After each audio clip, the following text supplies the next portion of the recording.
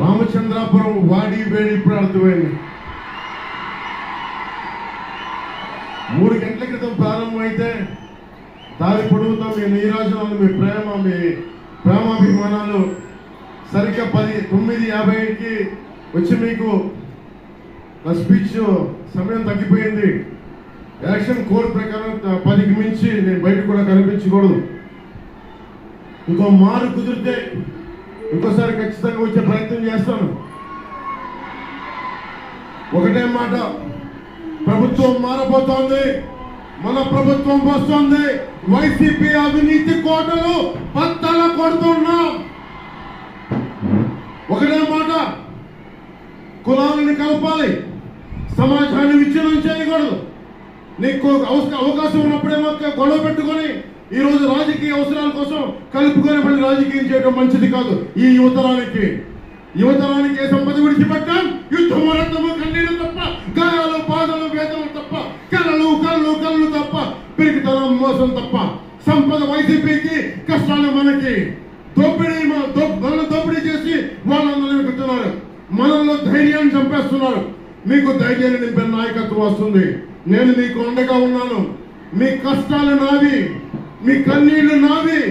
నేను మీకోసం పనిచేస్తాను.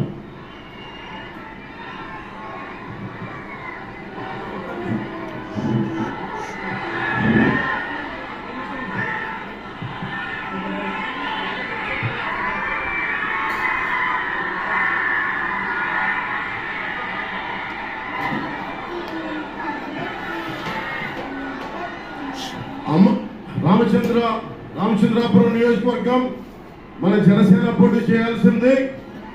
కానీ కూటమి ధర్మం ప్రకారం నేను మన స్థానాన్ని తెలుగుదేశం పార్టీకి ఇవ్వడం జరిగింది. ఎందుకంటే మనం 175 స్థానాల్లో జనసేన పోటీ చేస్తున్నట్టే, 175 స్థానాల్లో భారతీయ జనతా పార్టీ పోటీ చేస్తున్నట్టే, 175 స్థానాల్లో తెలుగుదేశం పోటీ చేస్తున్నట్టే.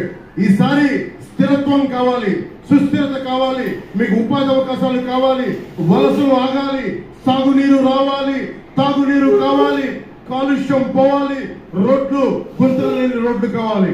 ప్రతి ఒక్కరికి అండగా ఉండే ప్రభుత్వం రావాలి. ఆ దిశగా నేను ఈ రోజున తెలుగుదేశం సైకిల్ గుర్తు మీద మన రామచంద్రాపురం నుంచి వాసనశెట్టి సుభాష్ గారిని మనస్ఫూర్తిగా గెలిపించమని మిమ్మల్ని కోరుకుంటా ఉన్నాను. అలాగే మన అమలాపురం పార్లమెంట్ అభ్యర్థిగా మనకి జిఎం హరీష్ గారిని గెలిపించవలసిందిగా కోరుకుంటున్నాను. మనందరూ చెప్తా ఉన్నారు, పిఠాపురంలో మనం విజయకేతనం ఎగరవేస్తున్నాం. దానికి తెలుగుదేశం పార్టీ సంపూర్ణ సహాయ సహకారాలు అందిస్తూ ఉంది. అలాగే మన మద్దతు ఉన్న నియోజకవర్గాల్లో, మన జనబలం ఉన్న నియోజకవర్గాల్లో మన కంపల్సరీగా తెలుగుదేశం పార్టీకి, భారతీయ జనతా పార్టీకి మన మద్దతు ఇవ్వాల్సిన అవసరం ఉంది. వైసీపీ పాలన చూసాం, మొన్న కొట్టుకున్నారు, ఈ రోజు కలిసిపోయారు.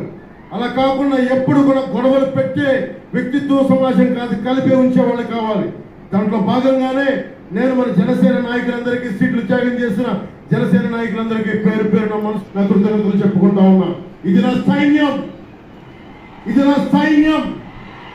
మా ఆడపడుచులకి ఒకటే మొక్కుతున్నా, అమ్మా మీరు కూటమిని గెలిపించండి.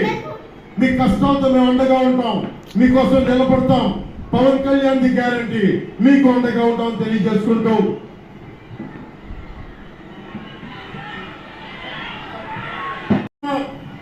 మీరు లేకపోతే, వాలంటీర్స్ లేకపోతే మనకి వారాహి సభలు చేయలేం. అలాగే భవన నిర్మాణ కార్మికులకి మేము అండగా ఉంటాం, మీకోసం నిలబడతాం.